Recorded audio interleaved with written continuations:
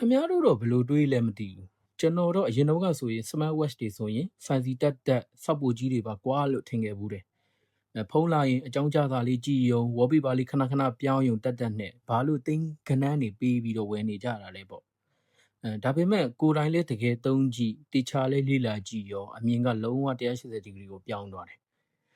ဘာလို့လဲဆိုတော့ဒါကနိုင်တက်မဟုတ်တော့ဘူးကိုယ့်လက်ကောက်ဝက်မှာအများတန်းကတ်နေတဲ့ကျမ်းမာရေးတစ်ခွဲခန်းတစ်ခုလိုဖြစ်နေပြီအစမ်းဆုံးက Harry ဆုံးနေဗျ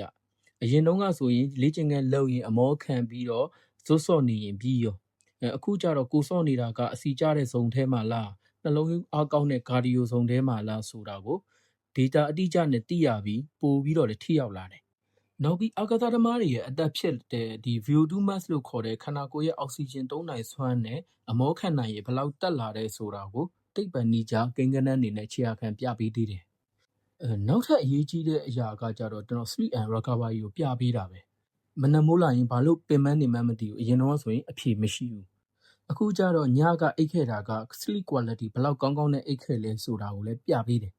ဒါအပြင်ဒီနေ့မှာ heavy training တွေထပ်ဆင်းဖို့ခန္ဓာကိုယ်ကအဆင်သင့်ဖြစ်နေရဲ့လားဆိုတာကိုလည်းတွက်ချက်ပေးတယ်နောက်ထပ်အတုံးလဲဝင်ပြီးတော့ကျန်းမာရေးအတွက်အထောက်အကူပြုတဲ့ function တွေလည်းပါသေးတယ်ဥပမာဆိုရင်ကျွန်တော် ECG ဆွဲပေးတာလို့ဒီနှလုံးခုန်ပုံမှန်မဟုတ်ဘူးဆိုရင်တတိပေးတဲ့ heart rate alert တွေတို့ဒါမျိုး function တွေကအရန်အသုံးဝင်တယ်နှလုံးယောဂဓမ္မတို့တွေးတိုးဓမ္မတို့ဆိုရင်ဒီ function တွေကအရန်ကိုအသုံးဝင်တယ်ကိုပူချိန်တိုင်းပေးတာစိတ်ကျန်းမာရေးအခြေအနေကိုစောင့်ကြည့်ပေးတာဒါမျိုးတွေလည်းပါသေးတယ်တော်တော်စုံတယ်